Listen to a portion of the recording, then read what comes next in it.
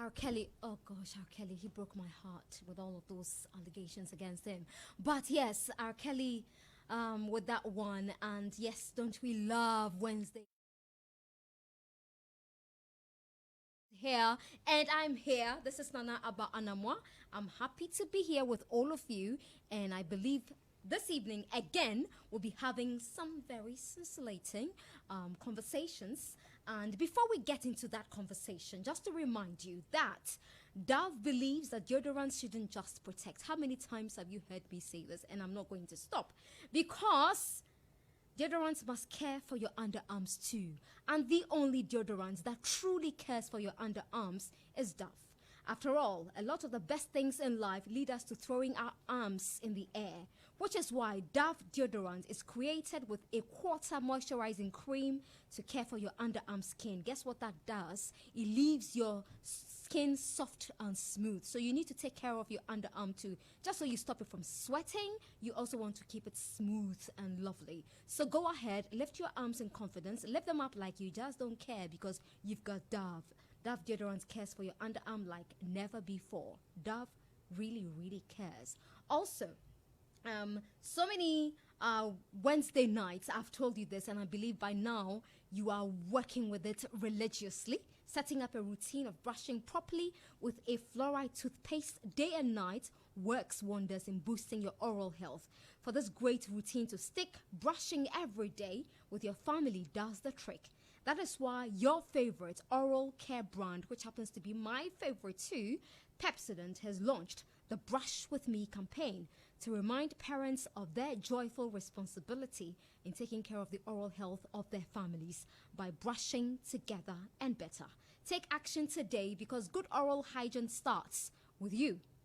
Visit the dentist regularly, at least twice a year.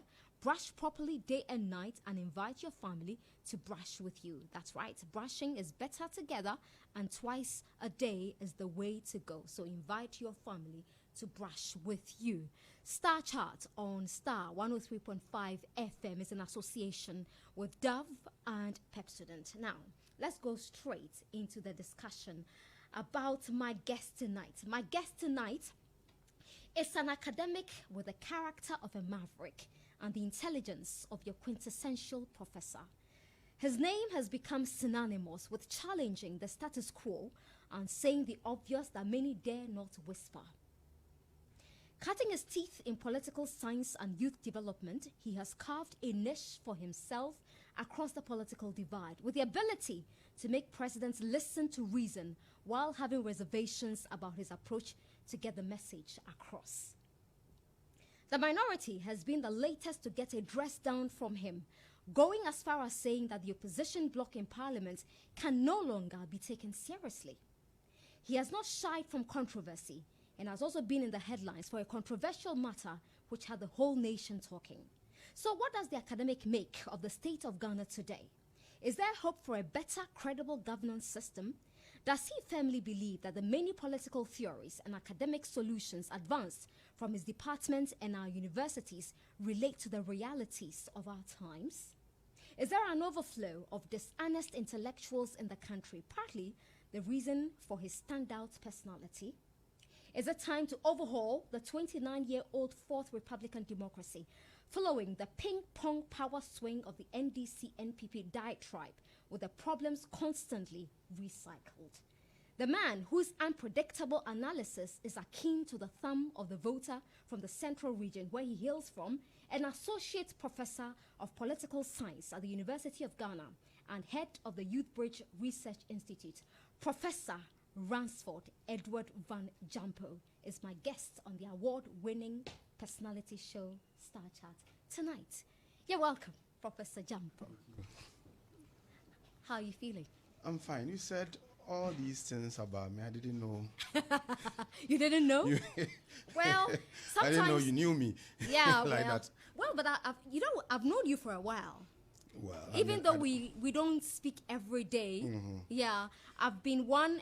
I started interviewing you a while back, and you ooze so much intelligence. Thank you. And so I take a lot from you. You said so many things that wonderful. I'm grateful. Oh. Anyway, but how's life been for you so I'm far? fine. I mean, pandemic hits everything almost comes to a standstill. Well, it did come to a standstill at some point, and then we started picking ourselves up. How is it on campus? Well, on campus is fine. I mean, we are teaching online, and as a researcher, I mean, these things tend to afford us even ample time to sit down and to read and research and to write. And so, for some of us, it's been even busier than it used to be. So, you sit in the comfort of your office or your bedroom, and you do a lot of research and you write, and that's what excites me. That's what makes me happy. So really I've heard some say that COVID has been a blessing to them, especially some businesses. Would you say that COVID has opened another avenue of learning in Ghana? Because hitherto online learning wasn't really the thing. People want to be in class physically. Would you say, and you've been educated abroad, so you've seen it all. Would you say it has opened another avenue? Well, it's a new normal that has given us another opportunity for us to explore. This afternoon I taught, and I was just asking myself, isn't this going to be the way to go in future? Because I had a lot of students listening to me at on Zoom, and the interaction was healthy, and I felt that maybe going forward, that even if COVID goes away, that may be the way to go to reach a lot of students, at the same time, without going through the crowding. And I mean, one day a student suffocated and just collapsed in my class, and later because the class was packed. Yes, later on when we sent her to the hospital and then she was revived, I asked her what happened. She said, well, she was suffocating because she felt that it was too much packed and all that. And so I think it may be a blessing in disguise. Plus, me as an academic, it's been an ample time for me to have some peace of mind to be able to think and to write. Yeah, you've been writing. I mean, you're always writing. Well, that's what I enjoy. I mean, if you have Professor Gyampo on your your WhatsApp, be reminded that constantly you get it from him.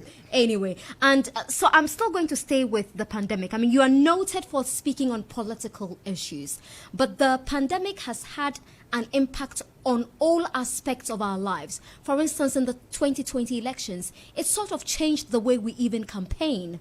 Would you say generally we've handled, and you've monitored across the world, would you say we've handled this pandemic very well? No, we even though it's given us new opportunities that we have to explore, I don't think we handled it very well. We fooled ourselves into thinking that we're going to reduce the electioneering campaign into some mini rallies or mini face-to-face interactions and all that. But eventually what we did was essentially the same as rallies. People stood on the rooftops of their cars and they were spitting salivas on themselves. You saw the parliamentary primaries of the MPP, for instance. So many things went on. People threw caution to the wind. And so I wasn't surprised that afterwards the cases of the COVID went up. And you had some half-baked politicians coming out to tell us that there is no correlation between what they did in the lead up to the elections and the electioneering campaign. You were shocked with the spikes in our COVID case. And I thought that it was not a sensible statement to have come from whoever that politician was at all. I mean, we saw what happened. We saw the caution that we all threw to the wind, and we saw how people were spitting saliva on themselves and how people were not protecting themselves and did all manner of things. And then if the case went up, you were telling us that it didn't show. I mean, you see, politicians of today must learn to appreciate the fact that it is not all of us who are gullible. Some of us are discerning. For some of us are wiser than them. And so they cannot bandy information around and throw all manner of things to all of us and hope that we will all swallow it hook, line, and sinker. I don't think it's the way to go. For some of them, we taught them, and so when they are spewing those kinds of things, to the populace, they should know. Do you get disappointed that their teachers are part of the population? Do you get disappointed? Well, sometimes it's disappointing, and sometimes you have people who are able to speak and speak well, and then you can applaud them. But sometimes some of them, I wonder, and I keep asking, do they know that some of us are also listening? How about the discharge of the vaccines? Well, I think there's been there hasn't been much education, and so people are still approaching the whole process with some trepidation. People are not sure. I know very knowledgeable people and very well-to-do people, very smart people who are still expressing some doubts about going for They've the vaccine. adopted the wait and see. Yes, attitude. I've gone for it. I ensured my parents, both parents, went for it and all that. But it appears that we still have to do more education in socializing people into accepting that maybe going forward, that's the way to go. Because I am thinking that in future, when you want to travel, they may want to look at your vaccination card, COVID vaccination card. Just like we've had with yellow fever and all that. And so I think we should have more sustained. I'm told the government is procuring more vaccines. And so there should be more sustained public education and sensitization about it with the view to getting people excited about so that they can go for it, so that tomorrow we will all be free. Okay. I remember when the vaccines touched down, there was such fanfare, razzmatazz, celebration of the arrival of the vaccines. And then later in the day, some international news channels carried the story, and one of them described it. The headline read that Ghana, one of the poor countries in the world, has received its vaccines, and people were outraged that Ghana had been described as a poor country. I mean, it was a major issue on social media especially. Were you surprised to see that Ghana had been described as a poor country? But essentially, even though we pride ourselves by saying that we are a lower middle income country, I think it's just by way of tag. What we do doesn't show that we've even gotten there. And so if somebody described us as poor, still a developing, poor is too harsh. But let's quote it a little, still a developing country. I mean, that is what it is. And you saw the fanfare, the way some people went for their vaccine. It wasn't a big deal. But for us, it was like Jesus Christ had come and we're celebrating and all that. I thought it was not, we were condoning mediocrity too much. It wasn't necessary. I mean, you've gone for the vaccine. The most important thing is to be able to let people feel the need to go for it, and not to the fanfare that went with it. I thought was absolutely needless. Let me move you away from the coronavirus and bring on an issue that has come up in recent days. I'm sure you've heard about the teenagers who allegedly killed another minor for money rituals in Kaswa. I heard it. I was sad, and I was worried, and it appears that it is a truism that in our part of the world, there is no national socialization and orientation on the ideals of hard work. Rather, we tend to advertise lazy quickie towards riches, lazy quick ways towards riches. That's what we advertise. And so you tune into television, and a very poor malam sits down there to tell you that bring XYZ and we're going to make you rich. A very poor, dilapidated looking malam, sits down there and advertise riches. And because we are, you see, one of the features of every developing country like Ghana, if you read Michael P. Tudaro and co., they say that we have an ignorant citizenry. Because many of us are ignorant, we are unable to even see through whoever is undertaking that advertisement, and we pander to it. And it's been with us for a long time, and so children are also learning. And the other issue is that they are aware that their seniors, their elderly brothers and sisters are done with school and they are not finding work to do. And so if people are not finding work to do, then malams will proliferate. Spiritualism and spiritual churches. I mean, the quickest way to make money in our part of the world is to get into politics or be a spiritual pastor, or to go into this fetish juju and all those things, because everybody knows that it tends to be difficult for people to find work to do after school and all that. And so some of these things go on. And I was a bit disappointed that some people raise issues with the National Communication Authority that they must begin to censure and to rethink the kinds of things that are advertised, on our media airwaves. And then we had responses from them that there is no legislation to support that. And I'm saying that this is a robotic response coming from somebody who behaves like a robot, who has been programmed to follow only what is written in law. You see, if we want every aspect of our human behavior to be legislated on, then I tell you, we cannot carry our constitution. We cannot carry our statute books.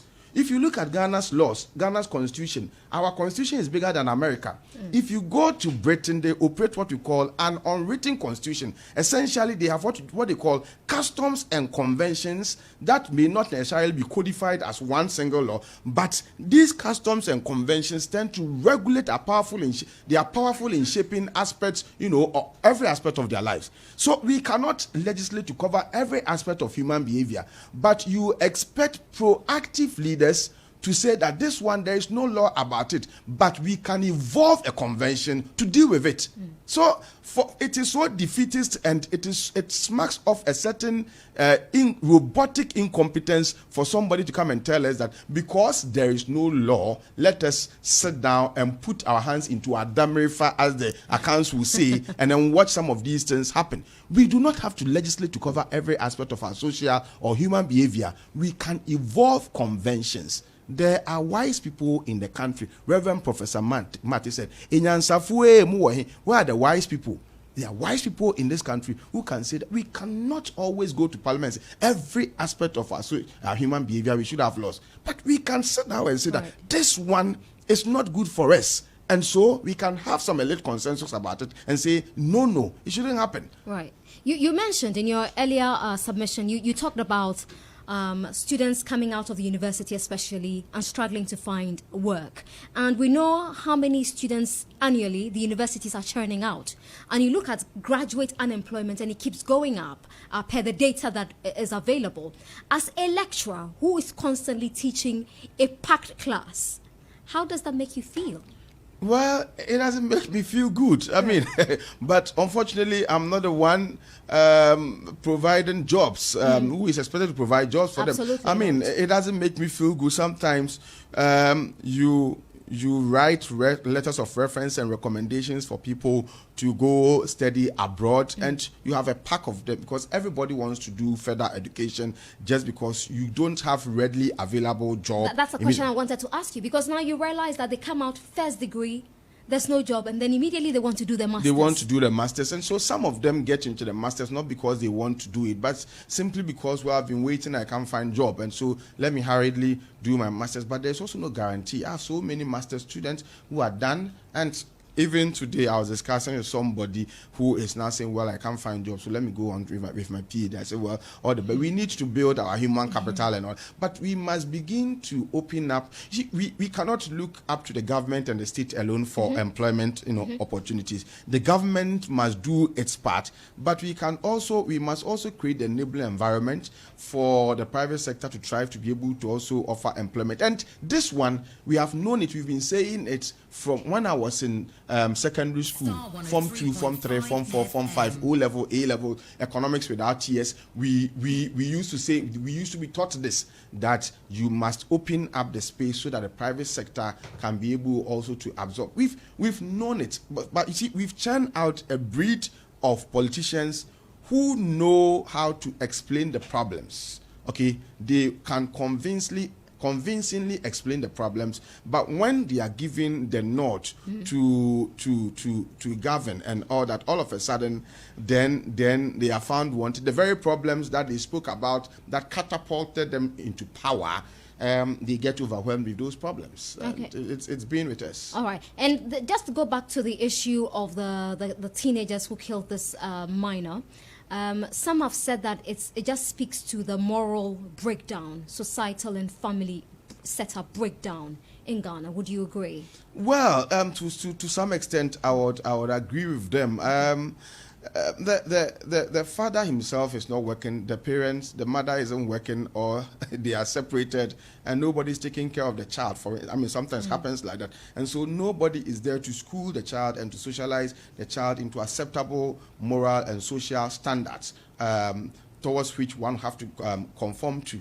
And so when that happens, coupled with the fact that, well, you are not sure of finding work to do after school and all that. And then also allied with the fact that there are people on radio and on TV advertising that you, and some people come and show how they conjure monies and all that. This thing cannot happen in Paul Kagame's Rwanda.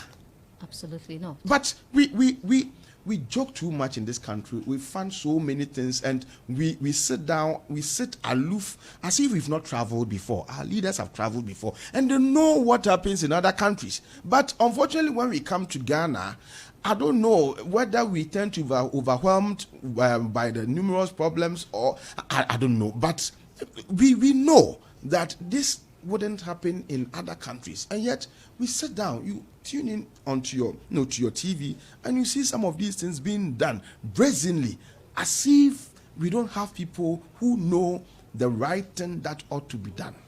Yeah, absolutely. Should we begin to probe unexplained wealth more?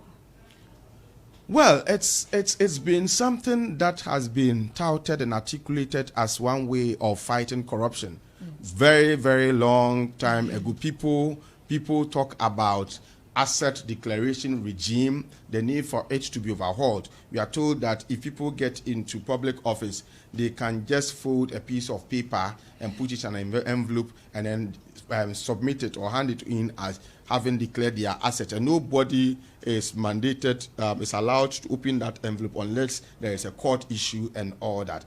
And so because of that, people either do not declare their assets, or they just write a piece of papers, fold them in envelopes, and then submit them as having declared their asset. Subsequently, they do all manner of things to get money. And sometimes it's just that some of us, we are also doing our best, and God is finding his own ways of blessing us. But sometimes you get a bit sudden that you teach a student, he gets out of school, he gets into politics, and within 1 year, 2 years, the kinds of things that the person is able to flaunt and show to you, you ask yourself, is it worth it to continue to remain in academia? I am there because I just love to talk, and I just love to speak my mind. Have you been approached by political parties to join them, to come work for them? Oh, well, several times. I mean, you have some politicians approaching you and all that. But the point is, I believe I can serve my nation better where I am.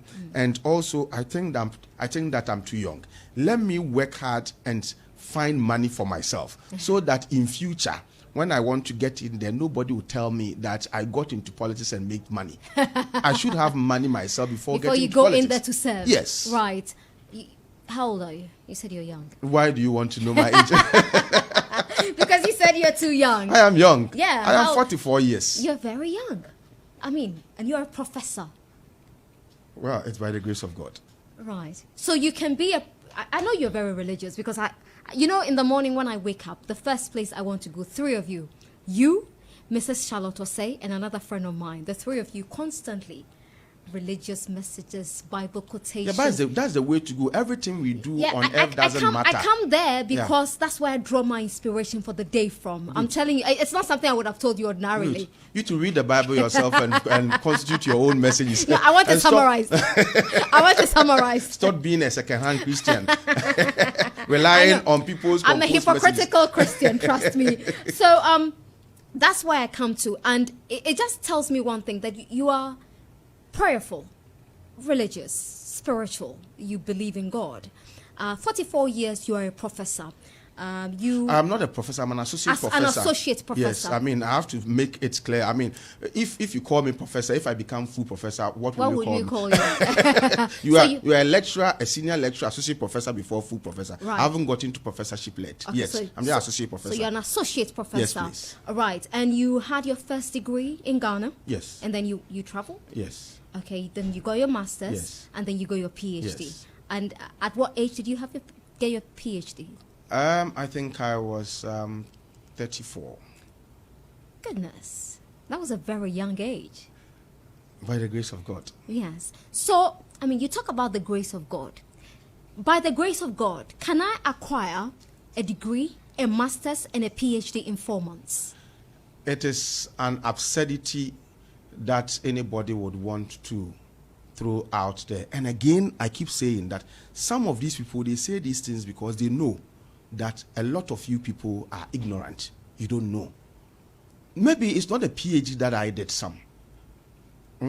whoever is saying that he got what? Masters, A degree, a masters and PhD. PhD in 4 months.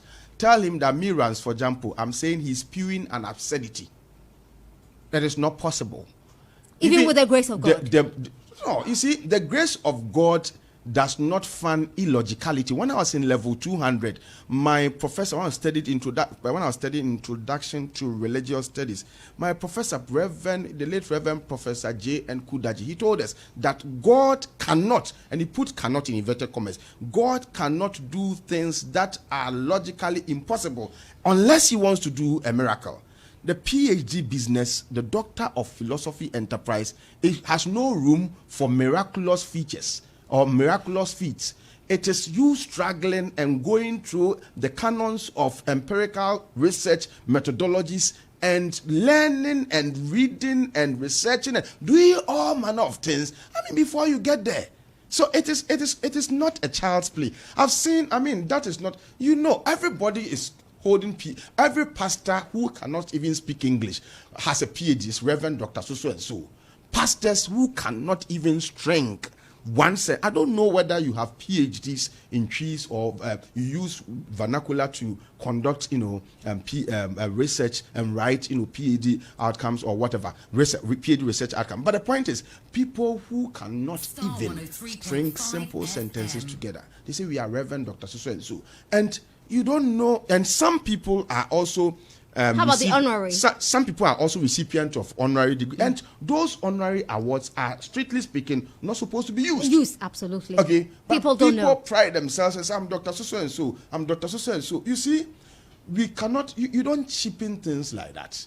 Okay, when people are struggling, and you see the PhD journey, especially if you do it in Africa, it's a journey that you go through. You cannot even see the end of the tunnel until you are done. Okay, it's a serious business. And so when I see people telling us that you used 4 months and then you are mentioning God here, okay, the PhD enterprise has no room for miracles. It is practical. It is practical work, hard work, research, empirical research work, grounded. You're talking about the doctor of philosophy of a discipline. It's no child's play. If anybody wants to take on the title, you can as well just take, because like I said, everybody who has, people who have churches in 3-member churches. Your flock, your congregation, just 3 people, 5 people. They call themselves Reverend Doctor. You can go on to take it, but don't tell me that you went through the processes, got a first degree, second degree, and third degree in 4 months, and you say it's God. God does miracle, but not a PhD miracle.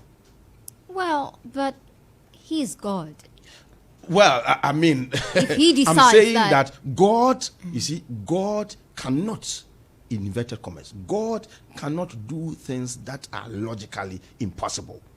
You haven't worked, and you are sitting down that you are praying that all of a sudden some monies would get into your bank account because God is a God of miracles. Maybe a transfer gone wrong. Please, ends up in your account. let's not fund some of these things. They are things that can be perpetuated only among an ignorant population. Okay, but gradually Ghanaians are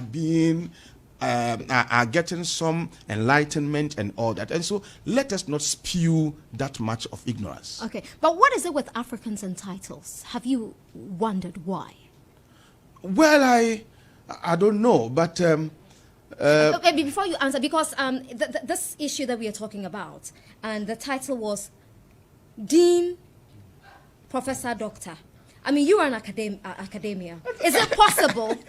Dean, what? So Dean, Professor, Doctor. Dean, Professor, Doctor Ransford Gyampo. But is a dean to a title? And let me be with you. No, you see, whoever did that was just spewing ignorance. Okay, the dean is a position. This is just like being a head of department. If you come to the school, University of Ghana, where I work, you have a dean of the Faculty of Social Studies. Okay, it is he controls the heads within the faculty. So the head of political science department is under him. The head of psychology is under him. The head of geography is under him, and the head of all those heads come together. And then if you put all these departments together, they are headed by a dean. Okay, so it's a position, it's not a title. Right. That's one. And so for somebody to say, I am the dean, professor, doctor, so and so, the person is spewing complete ignorance, and the person knows that you don't know. They tell these things who quickly use religion as opium of the masses. They themselves are not willing to study for themselves. So you tell them, and people are so gullible, they swallow them hook, line, and sinker. But tell those people that Ghana is not inhabited by only ignorant people. There are discerning people, men of intellect in our country. Anyway, let me move you away. You seem very, and I knew I would get this reaction from you because you take your professorship and your academic work seriously. How about same-sex? It's also come up. I mean, it's contentious. LGBT. Yes. Okay, no, well, the contention that came as a result of the discussion of that is understandable. Let me tell you this. There are 4 stages of democratic progression in every country. A country moves from authoritarianism to an electoral democracy to liberal democracy to advanced liberal democracy. Right. Ghana was under an authoritarian rule during, if you like, Kwame Nkrumah's time, during Jerry Rawlings's time, during all the military dictatorships. And you see, every stage of democratic progression has its own human rights that can be realized. Under authoritarianism, there are no human rights. The rights that you have are the rights that the leader allows, but you cannot assert any right. Then you move on from authoritarian stage to an electoral or transitional democratic state. So Ghana now is an electoral or a transitional democracy. Okay. In an electoral or transitional democracy, you have only one kind of right that is emphasized. We call it political rights. So it is in electoral democracies that periodic elections are undertaken or are held. Right. Now, take note of this. The elections that are held in transitional democracies are held periodically, but we don't talk about whether they are free or fair. Okay. Their freeness or fairness is not something we talk about. Okay. It is in transitional democracy that people assert their political right to free speech, the right to join political parties, the right to form political parties, and all those political rights. These are upheld only in transitional democracy. In transitional democracy, ECOSOC rights are economic, social, and cultural rights. These ECOSOC rights, right. Economic, social, and cultural rights, they are rights that are not developed. They are either non-existent or they are not developed at all. Okay. So an example would be? In transitional democracies, it's your right, you have a right to employment. Okay. But you don't have people asserting that, taking the government to court and saying that I got down with school, you have not employed me, and so I'm suing you and all that. If you do that, people will cry and people. So right. Economic, social, and cultural rights, they are either non-existent or they are not developed. So that's why in our part of the world, the kind of right that we assert so much, hey, we want to vote. We want, whether the elections are free or fair, we don't care. But we want to vote. And we have the right to criticize the government, right to free speech, right to join political parties. And so you have the proliferation of amorphous election machines, not political parties. Mali has over 104 political parties. Ghana, we are getting to about 30 political parties. But out of these 30 political parties, 28 of them are mere election machines. They are not political parties, only the MPP or NDC. Even the MPP and NDC, if the Electoral Commission would want to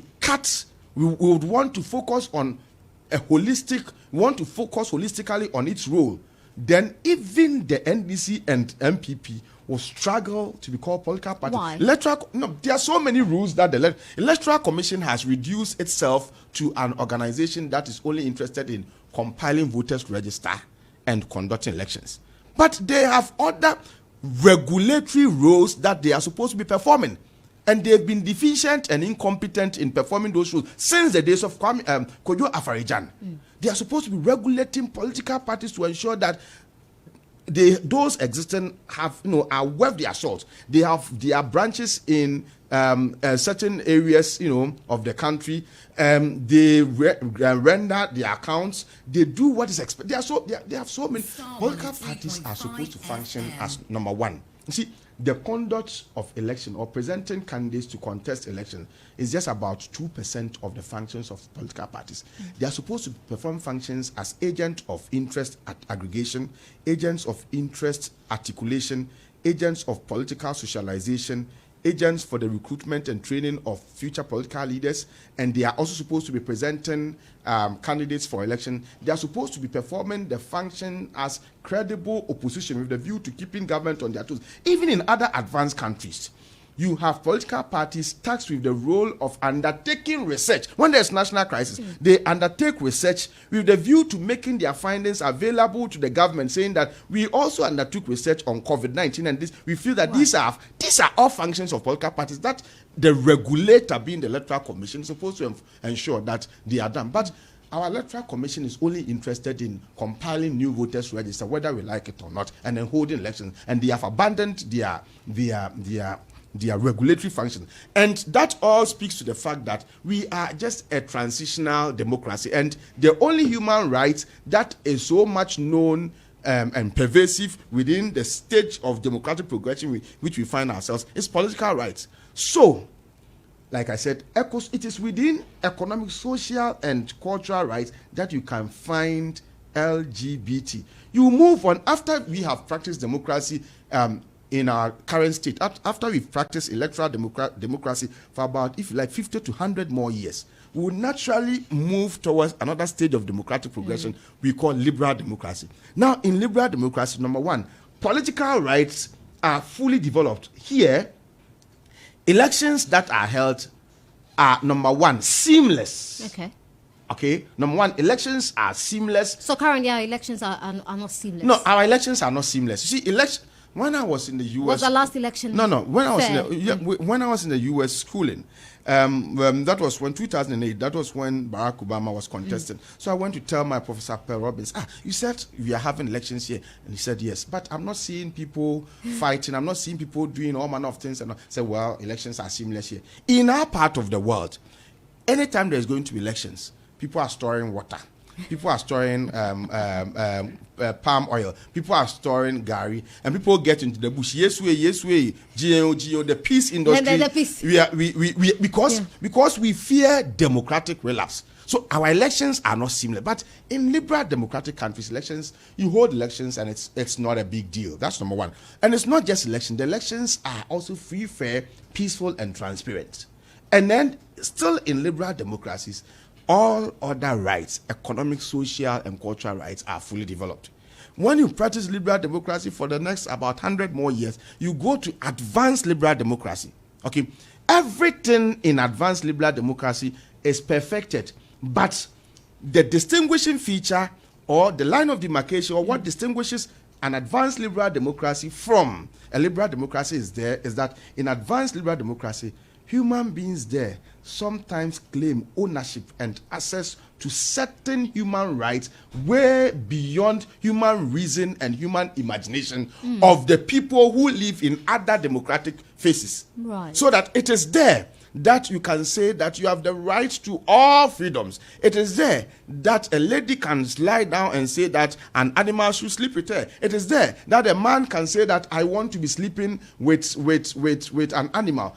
I mean, and the state must actually actively take steps to ensure that those rights, if you claim that they are your rights, those rights are respected. And so our rejection and the uproar against these LGBTs is understandable because we where we find ourselves in the stage of democratic progression, it's only political rights that is so common to us. ECOSOC right is not common, and so I'm not surprised that people rejected it and there was that much public outcry. But when I say this, then people ask, so does that mean that Baum is one day we'll get there? But you see, I don't want to answer the question, but what I want to say is that I believe that for every society worth its salt to be called society, it must have standard. When we say this is a society, what makes a society is that it has standard. And so everybody knows that the standard place of putting food is in the mouth. So if you go and somebody is eating and is putting the food in his armpit and saying, though is sweet, though is sweet, and then you ask yourself, I have the right to put food everywhere that I like. It is either the person is mad or the person does not qualify to be a member of that society. Right. I mean, I've been educated. I love the stages that you took us through with this democracy. Would you say that the 2020 election was fair? Well, free and fair. I mean, number one, the 2020 elections, the processes before the declaration of results, in my view, were credible processes. I mean, we all went to vote, and it didn't take much time. But it appears that it's a coalition processes that we had, different issues coming up, shooting incidents, and all manner of things coming up, coupled with the fact that the Electoral Commission made some mistakes and in a declaration of results and all that got us into court. So there were challenges. There were real challenges. There were allegations of vote pardon. The Electoral Commission, the opposition wanted the Electoral Commission to explain the basis for changing results or make the mistakes that were made and how they were changed and all that. And then there were also cases where you could tell that the Electoral Commission was so much in a hurry to declare results. And you see, I know that passing of exam, you see, when we were in school, we were told that passing of exam is dependent on speed and accuracy. And so you want to declare the results very quickly, but you must also make sure that you declare only accurate results. And then one thing I also realized was that the Electoral Commission could not put to full use the various avenues it had to resolve conflict before those escalated, and then for people to want to go to court. And I'm of the view that some of these things, if they happen, it's not just about always going to court. If there are avenues to dialogue for the purpose of resolving problems before, so that court cases do not come in, I think the sensible thing to do is to use those avenues. Right. Okay. I want to talk about you. I mean, you just decided when you were young that I want to be a teacher. I want to teach. I mean, when we are young, what do you want to do? I want to be a doctor, a lawyer, this, that. I think but you didn't say that the interview is about me. Why do you? I mean, I think I just got in there. I would say purely by accident. When I got done with the first degree, I thought I was too young to even think about working. Right. And so I wanted to do masters.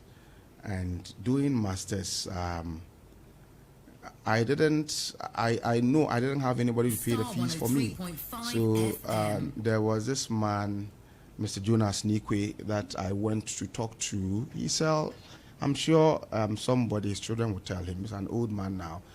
Lives around Medina Lam, Kwantanai. Right. He sells land. He used to sell land. I went to tell him that I don't have anybody to pay my fees. And don't forget, my father was a refugee in UK. He fled Ghana. He was part of FWK Akufu's government. And when Rawlings came to overthrow that regime, so he had to flee and all that. So he was minding his own business there. So I know I went to tell Mr. Nikwe that I needed money to pay school fees, and I didn't have money, and he just gave me the money. And then when I was going, and the MPhil in my time, people were spending 3 to 4 years doing it. But when I did the first year, and I went back to Mr. Nikwe to collect another money for the second year. The second year, I could see that I went there on 2 or 3 occasions, and I realized that it was difficult. And so when I got the money, I felt that, look, if I don't do this thing, I don't focus and concentrate and just get this done, I'm not sure of getting somebody to pay my fees for me when I get into a third year. So that was the motivation that pushed me into working hard to getting my thesis, done.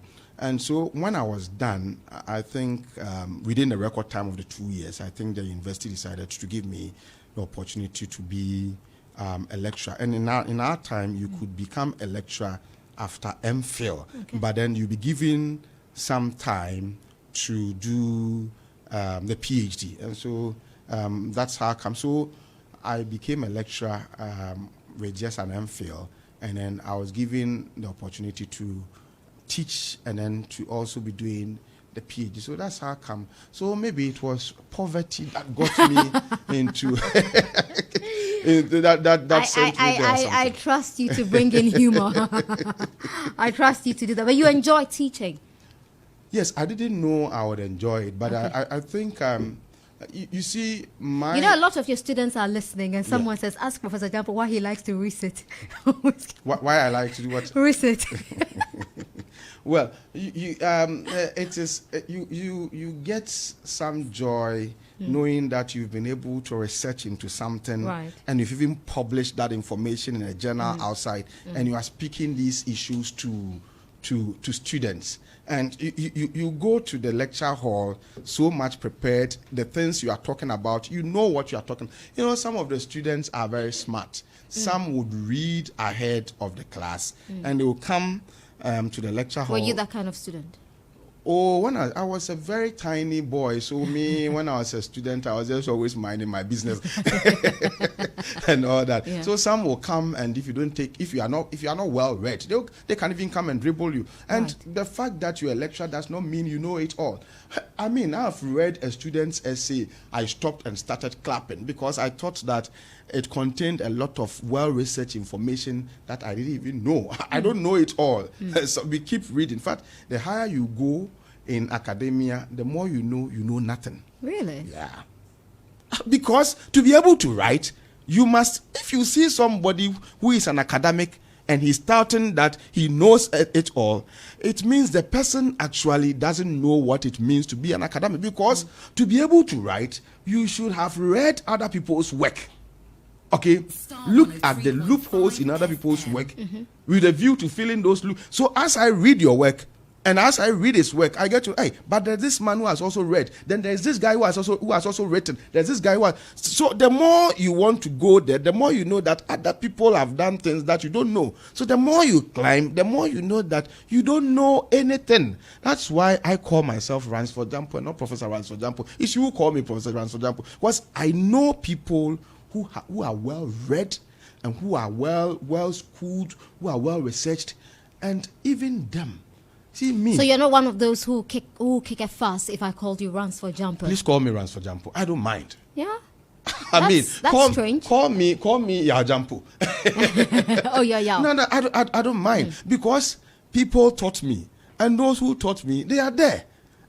They are well renowned. It's just that I like talking. That's why you hear more of me. Today I was talking to one of my mentors, Professor Kwame Boafata, this morning. I was talking to him. I said, Prof, but you people discovered me. You mentored me. You trained me and all that. You see, they are minding their own business and all that. The fact that if you hear me talking, it means I receive training from people who know better than I do. Right. And so they are there. Yeah. So we Do you have siblings? Are they also, professors and doctors? Well, I have siblings, step siblings. Okay. siblings. I've only one brother, the same mother, the same father, but then I have step people. Some are actuarial scientists, some are. So it runs through the family. Oh, an actuarial scientist is a serious mathematician. It is, yeah, statistician, right? Yeah, they do statistics and all. Yeah. Kofi Gyampo is in the US. He's an actuarial scientist, and some others some are lawyers, some are also teachers and all that. But they are step. And your parents are both around? Yes. Yeah. Sometimes I get a bit scared. My father is 87, and he is very old and frail. So you get scared? I want him to live more, and I don't want him to die now. But sometimes... You mentioned that he went into exile. So did you have a relationship all that while when he... No, we didn't have a relationship. It's only we started having our relationship later on. I think because I'm a Christian, I also believe that the fact that he wasn't around toughened me. And so me, I've seen it all. It toughened me, and so I don't hold grudges. In fact, I love him. I like him, and we get on. I remember when President Rawlings passed, may his soul rest in perfect peace. We had a phone conversation about him and then your dad. Yeah. And you had mixed feelings then, didn't you? Yeah, I wanted to. I will tell you the truth and without hiding it. Jerry Rawlings, I admire Rawlings more than all other past presidents of Ghana, and I thought that I liked him. I like his guts, his charismatism, the fact that he's willing to fix problems as and when he finds them without going through needless bureaucratic bottlenecks and all that. I like him. And so when he died, I thought of writing something nice about him. In fact, I was just thinking about it. So one day I was just sitting with my father, just putting my thoughts together. And he started talking about Rawlings. That you see, the relationship that hasn't thrived so much between you and I is because of Rawlings. Because I had to run away and leave you. My father has been in the UK. He's a UK citizen for 42 years. When he was leaving, I was 2 years. Wow. Okay, and so. And at what age did you see him again? I think I saw him again in 1995. Wow. So, and because of health reasons and all that, he can't stay in Ghana for long. I mean, I keep telling him, why won't you come and stay in Ghana? Once I visited him in UK, and then I picked an argument with him that he should come to Ghana. We'll take care of him and all that. So we're just sitting down there as we were talking. He just pressed a certain knob on his table, and then a voice came, "Hello, Mr. Gyampo, do you want us to come for you?" And I said, what is this? He said, this is a call that went straight into the emergency room of the Queen's Hospital. Na me bagana na me yarea ehina mode me fa. That's the question. You got everybody laughing on the floor. That's the question he asked me. And that was when I thought about, you see, when somebody is sick and there is an emergency, you see, in Ghana, if you don't have a little name, the person will die on your hands.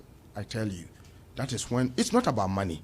You may even be carrying the money, but the person will die and all that. So he asked this question: if I come to Ghana and I'm not well, and you have to rush me, where will you send me to? And all that. So I think that's why he prefers to stay there. And he's told us that if he dies there, they should bury him there. If he dies here, we should bury him here. Right. And which primary school did you attend? I attended a primary school, Roman Catholic primary school in South Point. Right. Yes, you're from South Point. Yeah, I'm from South Point. You see, I'm supposed to be from Latte. My father is an Equiapim. Okay. My mother is from South Point. Okay. But because my father left us, so we had to. So you identify more with we had to South go Point. to the South Point bit, and so that's where I was. I went to my Catholic primary school, and in South Point for some time. Then I moved from there to Medina, where I attended the Calvary International School. I went to Calvary from class 4 to class 6. And then from class 6, I was jumped straight to secondary school from 1. You were that bright. I don't think so. I don't think. I You're don't so think modest. so. No, I don't think so because I suffered. Whilst my view is that you should allow the child to grow into the various classes. I think I suffered. I was never among the best students. So why were you moved to GHS? I don't know. I didn't write a common entrance. You didn't write a common entrance. I was just jumped from class 6 to. There's a secondary school in Osu called Osu Salem Secondary School. Yes, that's where I went for Form 1. I was in Form 1I. You can just imagine Form 1A, Form 1B, Form 1C, up to Form 1I. So I went there for first year, 19. Form 1I. Form 1I, yes. That's a lot of. Yeah, a lot of Form 1s. Classes. Yeah, Form 1I. I remember. So I was there in 1988. Then I moved from there to come to the best secondary school in West Africa. That's West Africa Secondary School. Was. Yes. Can you sing the anthem? Yeah.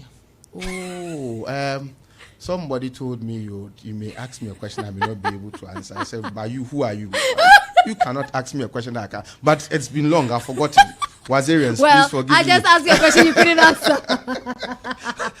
You see, but I was not, when I was in Was, I was, you see, the Well, brain. you were a quiet child. Yeah, I was a very small boy. You know, Right. growing up, there used to be people who were smallish but were grown. I was smallish and And I was young. young. Right. Okay, so there were several things I never took seriously. I think I became a serious student only when I got to the university. Yeah? Yeah, I mean, I was never. You're I was blessed. Never, I mean, you've got to be an intelligent student to be able to. I don't think so. It's been the grace of God. Yeah. It's been the grace of God. Yeah. It's this grace of God that I'm also praying for, so I can get. You've- I can do you've- my you've- PhD. You've had grace of God always on your life from wherever you've been to wherever you are. Who would you say was your favorite teacher? Where? Wherever you have been, there must be one teacher. I have one teacher who has stood out for me all my life. Okay, so well, actually two. So Idi Koko was my teacher in Calvary. Oh, the Idi Koko, the yes, Augustine actor. Abbey. Yeah, he was my teacher. Was he always funny? Yes, that was he was somewhat funny. Somewhat. Yes, he used to cane us. Idi Koko and Mr. Pia. Mr. Pia is dead. Idi Koko, I'm told, is dead. He taught us in Calvary. And if fast forward to secondary school, there were quite a number of them. In the university, there were quite a number. If I want to mention names, I mean, I may make mistakes. But then I think that in a primary school, Idi Koko taught me. Yeah, Augustine Abbey. And then you saw him on the screens acting. Yeah, we were in school when he started Ah, acting. right. Yeah, when he started. So how did the acting. students feel? Were Yeah, you it laugh? was- Did it you was- have a it laugh? was- I mean, he discouraged me. Maybe he doesn't know. He discouraged me once. I know that he was trying when we were in school, class 5 or class 6. He was trying to groom some people to go and act. And then, as there was supposed to be a play or there was supposed to be a function, and as part of the function, people were supposed to be acting plays, and then some were also supposed to be reciting poems. So he said anybody who has a poem should come and recite. Then I raised my hand. What poem? I said, Petai Papa. Petai Papa, the moment I said, come on, go and sit down. Sacked me to go and sit down. I would have sacked you too. And I remember I cried and cried and cried, and my people, my So that's why you abandoned that. I mean, You just felt, nah, that's not for me. My people, my mates were always making fun of me, but I mean, it's okay. Are you in touch with your mates from secondary school? Some of them. No, I'm in touch with my mates even in Calvary, primary school. Oh, wow. Yeah, primary school, secondary school. You're very social then. Yeah. These WhatsApp platforms, they Right. are there. So I'm in touch with my mates in primary school and in secondary school. But strangely, mates in universities don't really form WhatsApp groups. I think the schooling system, people prefer the lower schooling system to the higher whatever. So my mates in primary school, we are still, in fact, we are always Do you together. remember your first crush? Gloria, Victoria, and Apia. Yes, I remember. Where is she? You Yeah. remember the full name? Yeah, she's in Sweden. I mean, those days that they say she's your girlfriend and you two, you are stealing money from your parents and they give you money and you go and give it to You are giving the girl to you go and give buy the money Alewa and give it to her. Yeah. And all that. Did she know you had a crush on her? I don't know. I mean, maybe she knows. I mean, sometimes we talked, but the point is, it was those childhood things. I know that she used to attend Fancyman Girls Primary. Right, in Salt And Pond, in definitely. Salt Pond, yeah. So they would come and park their bus will park at a place called Nkantanan. And then I'll go and stand there with my Alewa in my hand. So once she sits in the car, I'll give her an Alewa. I'm trying to picture it. I'm trying to picture it. That's so funny. But she's around. You see her. Yes, I Yeah. mean recently, just over the weekend, I went to my hometown and she's there. You go there a lot. You go to Salt. But that's where I come from. Yeah. I'm a proud Salt person. I'm Yeah. from Prabio A31. I mean, I admire that about you. The fact that you're constantly going to Salt Pond. I wish I could do that, going to Cape Coast every Yeah, you weekend. should. I mean, that's where I come from, and plus there's a lot of noise in Accra. So sometimes you just want to run away. You just go and hide there and find. what excites me is to see people I started life with, and Yeah. they are all around you. They must be very proud of you. I'm sure. I'm sure. And so my father tells me that these are the people who carry you, and so you must. I always treat them with respect, and I always want to be around them. Okay. And I mean, when I posted your flyer today, the comments under it was amazing. Oh, he's such a good lecturer. Someone says, I just left his class. It's interesting that you mentioned that you taught this afternoon. Yeah, I taught this afternoon. And then I saw a comment here that when you were talking about the ECOSOC, one person said, we actually did this in class just today. As I mentioned it And today. yeah, so it was relatable to them. Now, you've been teaching for a while. What would you say has been the most difficult moment of your life? Oh, well, the most difficult moment of my life. I have not had any difficult moment of my life. I have, life is made up of challenges, and challenges are meant, once you're a man born of woman, you go through challenges. And I'm a man. You see, I have the will and determination to go through life and all that. So I have not seen anything that you can describe as the most difficult aspect of your life. I don't think I have gotten there yet, because I have a perception or an attitude towards life that says that the challenges will have to come, but they have occurred to men, or a man must be able to work hard to surmount challenges. And so a life without challenge, it's not life. Yeah, I mean, I totally agree with you, because I've had some pitfalls as well in my life, and so it's interesting to hear you say these things. Did the BBC documentary affect you in any way? No, it didn't. No, it didn't. Yeah, I saw it as a challenge, and I saw it as some people trying to do their own things. Maybe I'm too loudmouth and all that. Yeah, it was. You think you're loudmouth? Maybe the way I go about my things, but well, you are Kanewu. Not really Kanewu, but the point is that if it must be said, it must be said, and all that. So it didn't. So you were not devastated by it? No, why should I, when I know that somebody plotted something against me, and because I was doing something right? It was a useless plot. I didn't care about that. And were you surprised at the way Ghanaians reacted to it? I mean, it was mixed, wasn't it? Yeah, it was mixed. I had people like my students who rose up to defend me. I love my students, and they love me too. And people like you and all others came to my defense. But there were others too who thought it was time for them to pay me back, or to rejoice that I was going to fall. Me, Ransford, for example, the only thing that can make me fall and not resurrect is God. The only person who can make me fall and not resurrect is God. The only deity who can silence me is God. But the rest, they just pussyfooty. I mean, they are just like throwing stone to hit the thigh of an elephant. It doesn't get to me. What excites me is me at the end of the day being able to do my research and reading a very difficult to understand book and understanding, being able to demystify the issues in the book and breaking it down for the understanding of my students. That's what excites me. Yeah. I remember when the story broke. I mean, every time I spoke to you, were in high spirits. And I asked myself, is this guy okay? You know, I asked myself a couple of times, is this guy okay? Because all of this is happening, and then I call you, Prof, what's up? And you are in high spirits. And I'm wondering, are you smoking something really cheap? Are you sniffing something that I don't know about?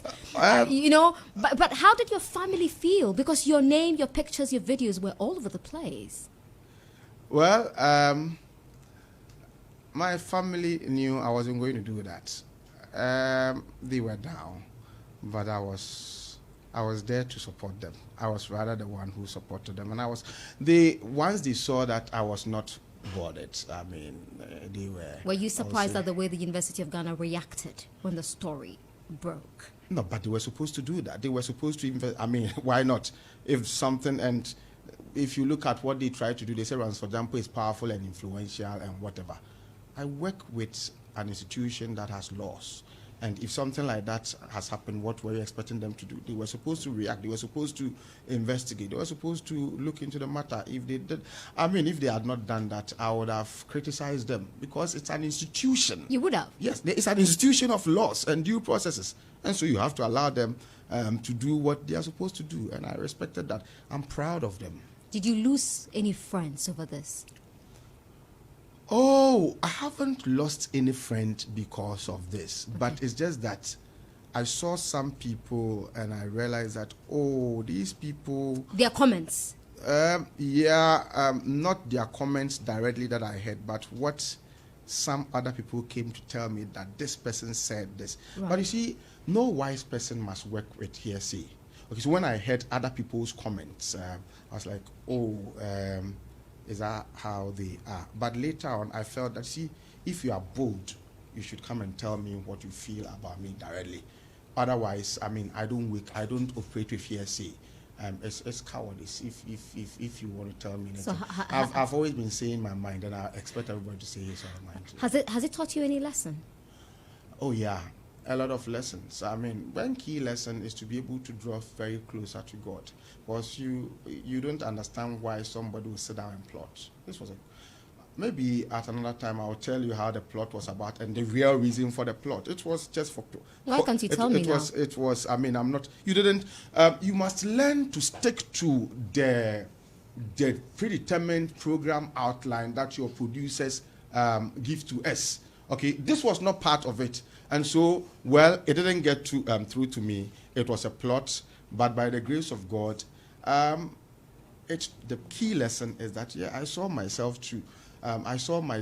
as maybe God also asking me to maybe hold on to him very firmly. I mean, so that some of these things, I mean, when they come, you can be able to stand in order. That's all I want to say, because like I said, if you want me to talk about this, give me prior notice and invite me properly about this. We'll talk about it. Yeah, you cannot... I'll bring you back. Otherwise, I would cuckoo and you the whole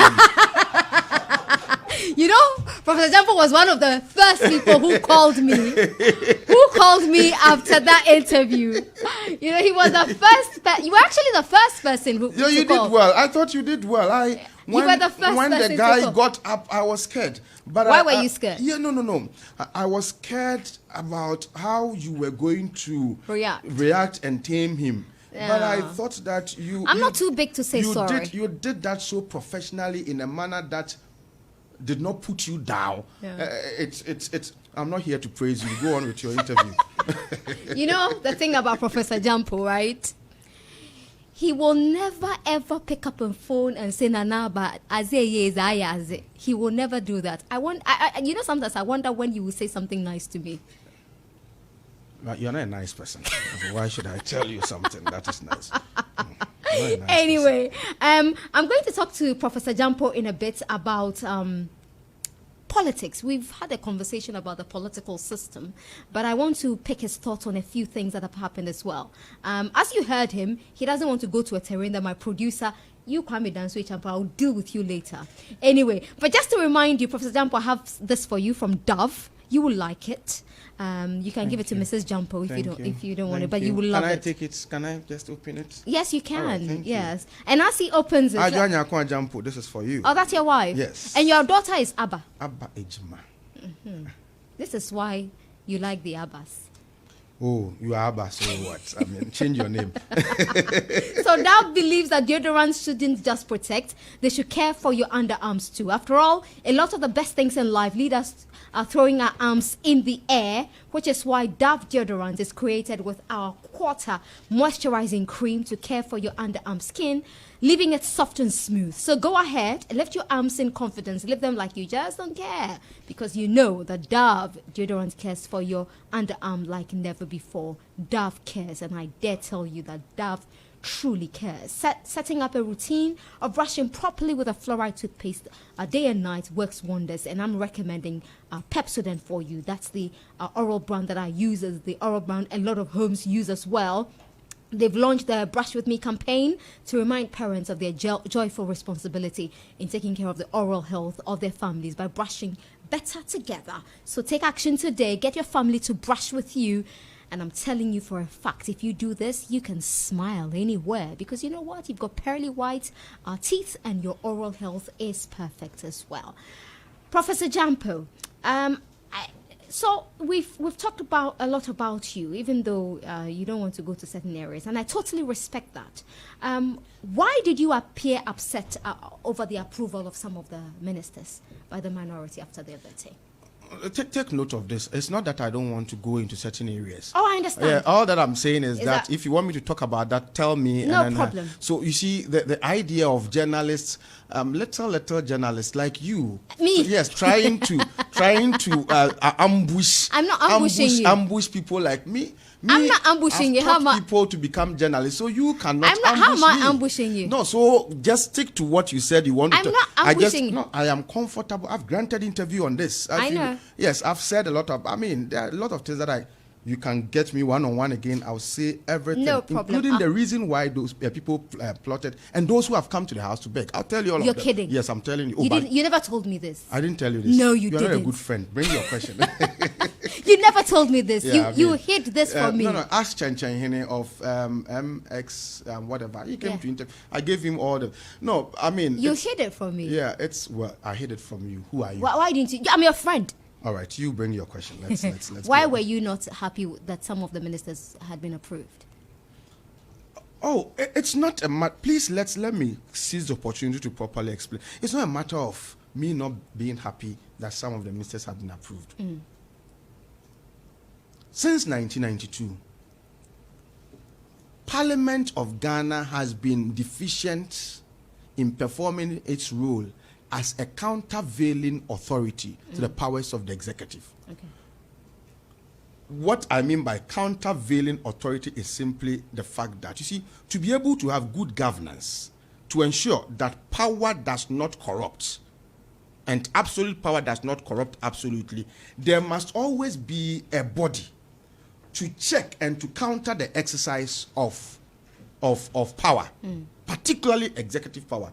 But since 92, it's been that whoever wins the executive presidency also wins a convincing majority in Parliament.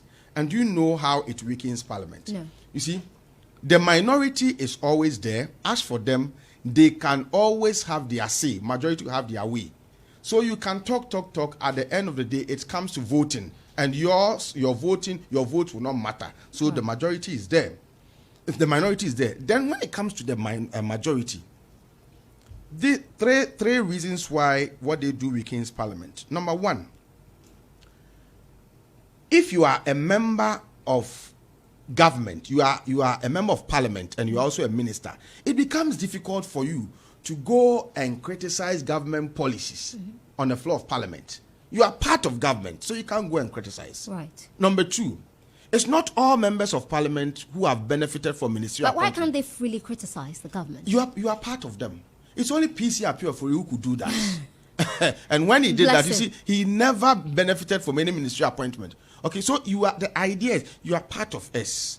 We all took this decision. So you cannot go to Parliament and criticize. Number two is that not all MPs may have benefited from ministerial appointment. And so they sit down expecting that maybe an MP will die. No, a minister will die. Or a minister will be reshuffled. So or that they can catch the president's eye. So that they may. So for them who are MPs who have not been able to benefit from any ministerial appointment, the more they shout, the more they improve their chances of catching the president's eye in future reshuffle. The third one is that because many of the ministers who are MPs are always concentrating on ministerial work, time and again, you've heard several speaker after speaker. It's only Abam Bagman who has not complained. But several speakers tend to complain that we are unable to form quorum. And so we want to go and do parliamentary work, and then they are unable to achieve that quorum, and so they may disperse or something. So these things have weakened Parliament. And I was one of the few Ghanaians who were hoping that we were going to get that kind of parliament that will be hanged through split ticket voting, so that at least there may be neck to neck parliamentary sides in terms of composition, so that they will be able to keep the executive arm of government on its toes. Right. And lo and behold, the 2020 parliamentary elections produced a hung parliament, and regardless of how whoever wants to operationalize it, it is 137 plus one independent candidate. The independent candidate is not an MPP member. Of course, he can decide to go vote with them to constitute the majority group. And so I was expecting, and a lot of Ghanaians were expecting, that with this kind of parliament, number one, parliamentarians, we would achieve a quorum. Because if you belong to the majority group and you don't go to parliament because you are engrossed in ministerial work, they will vote against you. Okay. Number two, any issue that is brought to the floor of parliament, whether you belong to government or whether you are an MP of the ruling party who hasn't benefited from the ministerial appointment, you are going to look at the issues dispassionately because of the equal strength of all the sides. That was what we're expecting. And so many Ghanaians applauded what Ghanaians had done by voting for that kind of parliament. So you were disappointed? Now, you go and the president is forming a government, so he nominates some ministers. And then you have members of the minority group digging and researching and probing. They come out with information that suggests, in fact, they came to tell us that after probing these people, we feel that we are not going to approve them. They came to tell us. Then, on the voting day, they voted to contradict their earlier position. Doesn't it suggest, or doesn't it just buttress the point that the vetting process is rubber stamp? No, the vetting process wasn't rubber stamp. See, the voters themselves came out to say that we have difficulties with these. Yeah, but eventually they approved them. So yeah, eventually they approved them. So I asked myself, between the time they said they were not good and the time they voted, what happened? They were convinced later.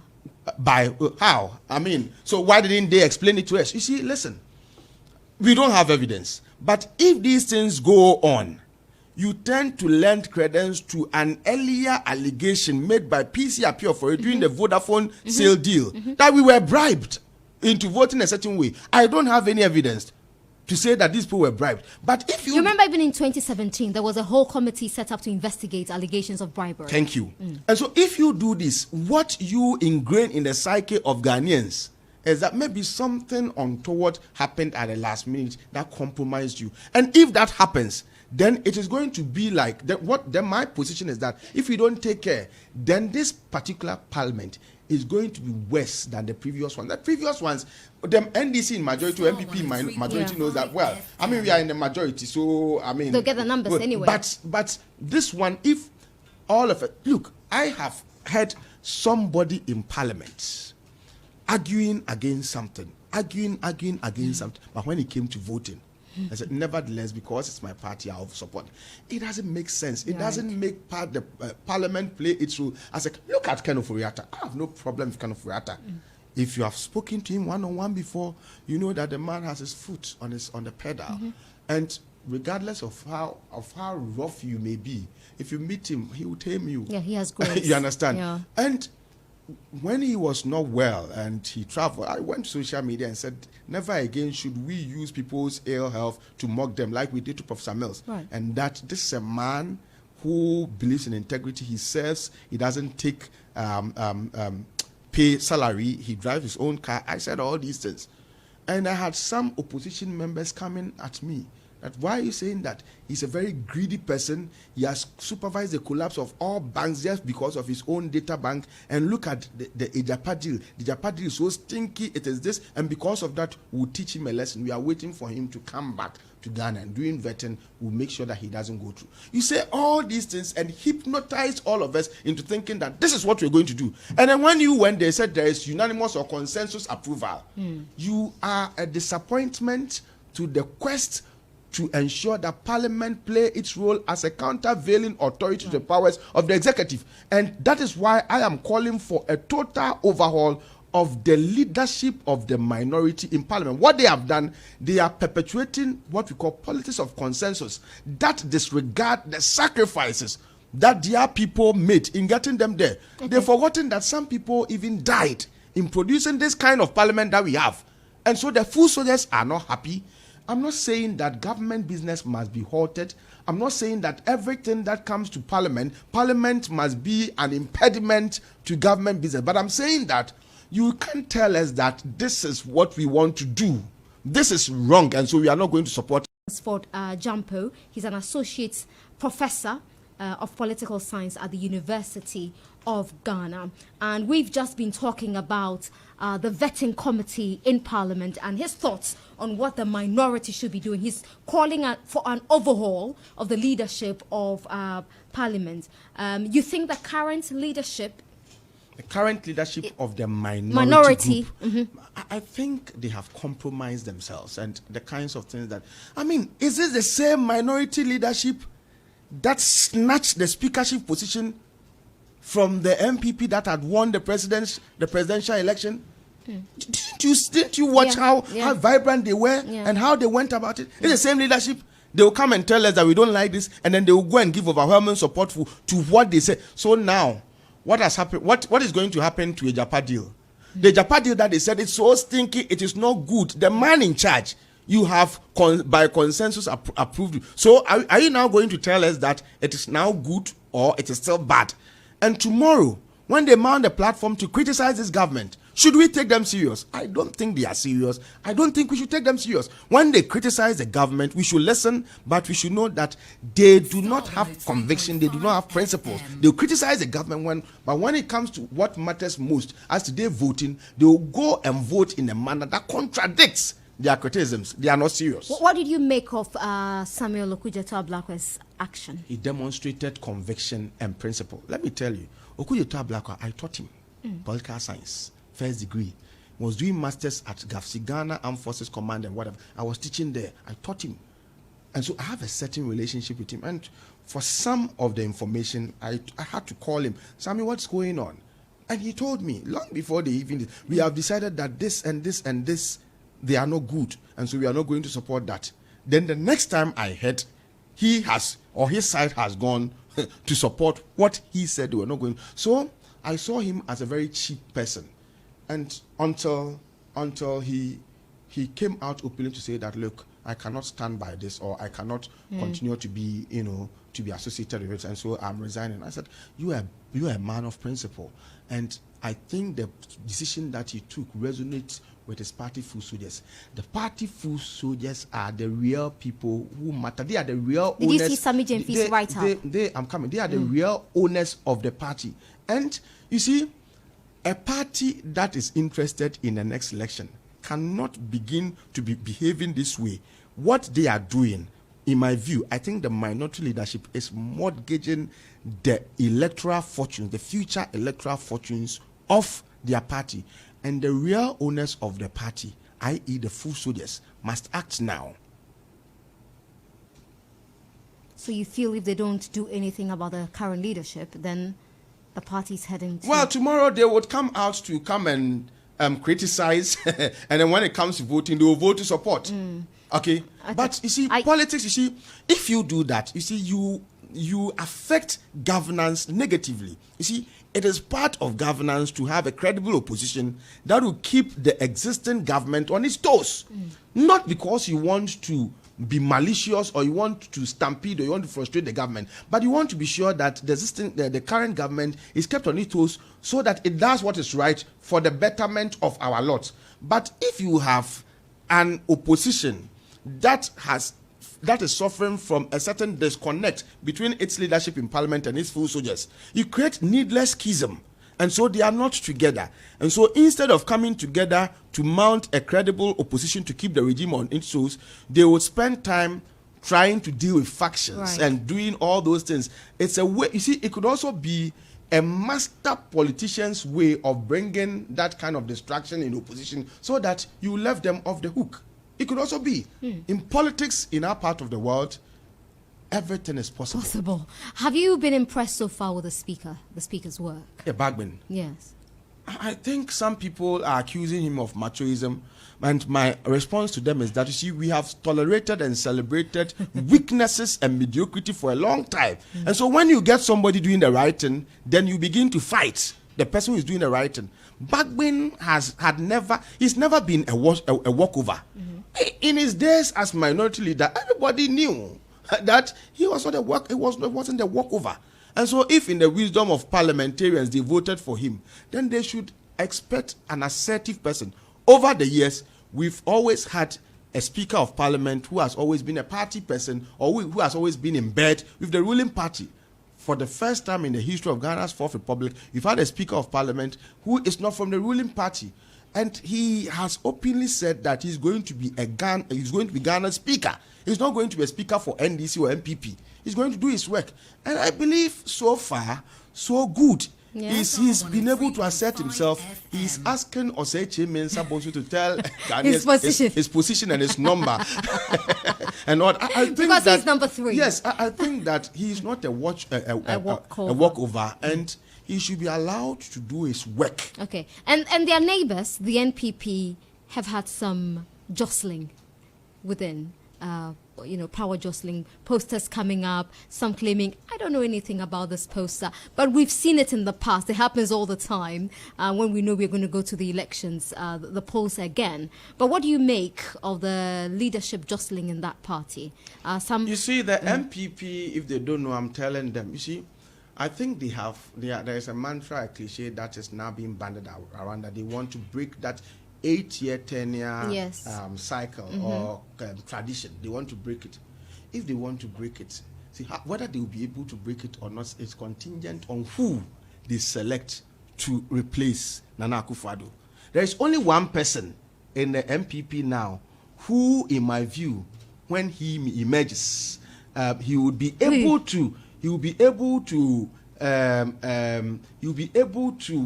change things, or he will be able to ensure that the elections becomes, keenly competitive. If they don't elect that person, listen, wait. If they don't elect that person, okay, it's a walkover for the NDC. Yeah? But for now, I am not willing to mention the person's name. Professor Gyampo. Listen to me. I'm not willing to mention the person's name. The MPP people, they know. Do you think this is your classroom? This is not your classroom, okay? I said I won't mention. Why won't you mention? But is it Alan Sherman? It is my right. I said I won't mention. Sherman? I said the MPP people, they know. Is it Dr. Baumia? He who would be able to break the 8-year regime tenure tradition. They know it. Okay. Apart if they don't bring that person, the 2024 election is a walkover. So is this person male or female? But among the names that are being banded around, have you heard any females? But does it disappoint you that the female names don't pop up? Well, I don't know, but the point is that I'm saying that the people, the top echelons, and even the rank and file. So it's a man. So it's a man. Well, it's a man, but I won't mention the person's name. They are in government. I want them to focus on governing and allow Nana Akufo-Addo to look for his legacy and protect his legacy. Let me ask you this question. Does Alan Chomantin stand a chance? You see, the point is this. You are not smart enough to outwit me on this. I'm telling you that I'm not going to mention that name. No, I'm just asking you a question. No, don't ask me. Don't ask me that. Alan has been Minister of Trade for a while now. He's been quite quiet. And I'm asking, if they decide to go to primaries tomorrow, does he stand the chance of even being in the top the 3? The MPP people know the one who stands the chance of leading them to victory. They know it. And I'm saying that if they don't bring that person, the election of 2024 is a walkover for the NDC. That's my response. Isn't that a very convenient answer? Well, you can call it. It's so convenient. Whatever. I can have a prophet say the same thing here. Well, it's okay. Call me Prophet Gyampo. It's fine. But I'm not telling you what you want to hear so that you make news out of it. No, I don't even know what I want to hear. I just want to hear a name. What I want to tell you is that you are not an MP. You've never been one who hides things. You would say it. I don't hide things. Yeah. Okay, but for this particular situation. What's your concern if you want the government to focus on my their concern is that I don't want anybody to be distracted from government. I want them to focus on the core. I know what my voice does. When I say some of these things, I don't want people to be distracted. Do you think you're an annoying person? Well, I don't know. He who is cutting the path does not know his back is crooked. I'm telling you that you are annoying. Well, it's fine. I mean, that is your opinion. What's your favorite food? Opinion. I like what noses. Yes, my favorite food is yopogari. Gobe. Yes. You know it's called gobe. It doesn't matter. Gobe. You can call it whatever name, but I like it, and I like it mixed With a gari. like concrete, not the one that Ew. you make it like stew. No. But why do you want Mix so much gari? Mix it and put it down and let it honjo. Okay. Why? It is nice. That's what I like, and you are asking me why. Yeah, but why? I mean, that's not even That is what I nice like. to picture. Oh, look at you. It What do should you be- like? I the don't like gari- yours too. No, gari. You mix it and let it be like concrete. When you take it, you take water for the rest of the day. Okay. Why? Because you feel you will not get food for the rest of the day. Oh, to that eat. is not the case. Uh. I am it there. I like it. Yeah. You add pear to it. You add fried plantain. You add egg. I'm a fan. You add egg Yes. to the beans. Yes, that's my favorite. It's paining you. It's not paining me. I'm shocked. I am so shocked that you add Well, egg that's to my beans. favorite. That is my favorite. Oh my God! And where do you hang out in Accra? I don't hang out. You don't go. I All play- you do is read. No. I read and play football. You play football. Yeah. what, I read. I ride motorbike. I play football. I go to church. what position do you play? Number 7. Come to. Let me tell you. Come to Medina Lanquantanine Park every Saturday morning. To watch you play. To watch me play. You And then- look like someone with two left feet. Wait, and come to Equafo Hall, Equafo Hall, in front of Equafo Hall, Annex B, every Sunday afternoon and watch me play. I'll display my skills. Come. Watch the young boys said come. discipline you. Well, you come and see. Yeah. No impunity. Come and see. Who's your favorite footballer? um, Cristiano Ronaldo, Leo Messi. Choose one. well, I don't like any of them. Oh, so who's your favorite? Money.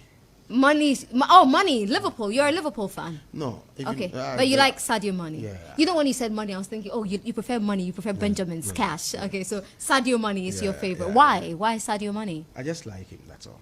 Yeah. I can't explain, but I just like. Yeah, the way he plays. he has grit. Yeah. What would you say has been your biggest achievement so far? Achievement. Your biggest. I don't think I've achieved anything. I'm still working hard. I think I'm doing my best. Yeah. I don't think I've achieved anything. I'm still working. Yeah. And what would be your biggest regret so far? I have no regrets. You in have life. no regrets in life. That's interesting. Yeah. Where do you get this energy from? This, sunny disposition from? I don't know. Maybe it's divine. Yeah, It's you divine. attribute a lot of things to God. And when somebody gets a PhD in 4 months, you say it is not God. That one is something that somebody trying to say something, spew ignorance to supposedly unsuspecting ignorant population. Okay, my very last question before I give you your mystery question. The ERU has said that the NDC stands a better chance of winning the 2024 polls if they change John Mahama's flag bearer. Do you agree? I'm sure you've seen that I report. think it's a matter of the opinion. You see, John Mahama, in the lead up to the 2020 elections, was not given a dog's chance. But he produced an unprecedented election results. We've not had that kind of election results before. We losing the presidency and then hanging parliament. It's not happened before. Nobody expected that. Yeah. And so, for me, if this thing has not been done before, this feat has not been achieved before, and then you say that the person is not good and must be changed, then for me, So you still see him as the viable candidate for 2024? now, if there's no John Mahama now, who are you going to bring? Who are you now going to market? Okay. The person is now the most popular flag bearer of popular person to become flag bearer in the NDC now. So who are you going to bring? Harun Idrisu? Are you now going to market him or who? But does Harun Idrisu need marketing? No. But you must be known to the rank and file in a certain way. Okay, they've marketed him already. Ghanaians across the political divide, they know him already.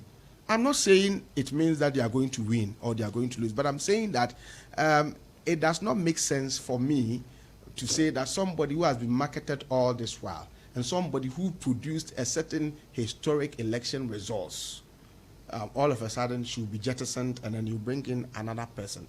I think whoever replaces John Mahama in the next election would also make the NPP have a field day in the next election. So now I have a fair idea of who you're referring to in the NPP. Once you mentioned marketing, I know who you're referring to. Well, it's a matter of what you think and your opinion. Yeah, okay. Do you get these accusations that you are either NDC or NPP, depending on what you say? Oh, yes. I mean, so now... Don't you find it laughable? It is... I don't... You see, because I find it laughable. If you say it is laughable, I mean, it's an understatement. I feel anybody who says that is simply displaying ignorance. I'm a political scientist. We are trained to take on existing regimes. Okay? You scrutinize existing regimes just for the purposes of making sure that they are doing what is right. And so when NDC was in power, I took them on. NPP is in power. All of a sudden, you think because we took NDC on, we can't take NPP on. We'll do same. Yeah. I mean, not out of malice, not because you hate anybody, but for the good of the country. Some of us too, we think that is what we can do. So we do that just for Ghana. Will you ever run for office? Maybe represent Infansaman East or West or one of those? Not for now. You've never been approached by your people? Well, sometimes you get people approaching you. But I don't think... You still think you're too young? Yeah, I'm too young. But there are people in Parliament who are younger than you. Yeah. Less educated than you are. Yeah, they have to take their time and build their role so that nobody... See, I don't want anybody to accuse me that, like I said, you go to Parliament... You want to make your money before you get in there. I should have money before I go there so that if you are in if your party is in power... Don't you have money now? Well, I am working hard. You are, huh? Yes. You get there. I'm working hard by the grace of God. Yeah. I know. It looks very good. Me too, one day I'll get there. You too, one day. Aren't you there already? Professor Gyampo, are you sure you're not there? I'm working hard. Yeah. Yes. I say to the glory of God that I'm working hard. Yeah. And me too, one day I know God will crown my hard work with more success. Yeah. You be there, you get $2 million in 2 months or 4 months, and then you say grace has brought you here. This is your mystery question. And now, the mystery question. So you read it and you answer it. As a Christian, who is your favorite preacher in Ghana and why? Wow. I mean, to be fair, I'm a Pentecostal, but I think my favorite preacher is Mensa Namoa Otabil. I mean, he's a teacher of the Bible. He knows how to simplify the Bible and to make it simple for everybody to understand. I mean, if it is good, it is good. If the person is worth praising, the person is worth praising. And I say it without mincing words. I think I like his teaching of the Bible. Okay. What's your favorite hymn? To God be the glory. Can we sing it together? We are not playing it too. Oh, my voice. Yes. I was screaming today when I was teaching, so... no problem. A bad workman blaming his tools already. To God be the glory, great things he has done. So loved he the world that he gave us his son, who yielded... Then, Yes. Are you stuck? And because of my voice. This is not Now, ask another question and let's close. Praise the Lord, praise the Lord. Let the earth hear it. Look at your voice. His voice. Praise the Lord, praise the Lord. Let the people rejoice. Sing according to my tune. Oh, come, to the Father through Jesus the Son, and give him the glory. Great things he has done. Star Chat was live on Ultimate 106.9 FM in Kumasi, Empire 102.7 FM in Takoradi, DSTV channel 885 and Go TV channel 197. Big thank you to the production team led by Kwame Dansue Champong, my fake DJ here, Caleb, the cameraman who helped us stream, Ebenezer Mensah, Fifi, our social media person, the young lady Jackie, Erica here, also playing a very important role in the production. My name is Nana Abanamwa. Our Star Chat is in association with Dove Cares and Pepsodent. Make sure you join the Brush With Me campaign. Don't just talk about it, act it as well with your family. Pleasure coming your way tonight. Professor Ransford Gyampo, Thank you so much for talking to me tonight. Van, right? You're Van. Have a beautiful night, Professor Gyampo. Same to you. I'll catch you on WhatsApp. All right. Yeah, I've been around the Starr world. 103.5 FM.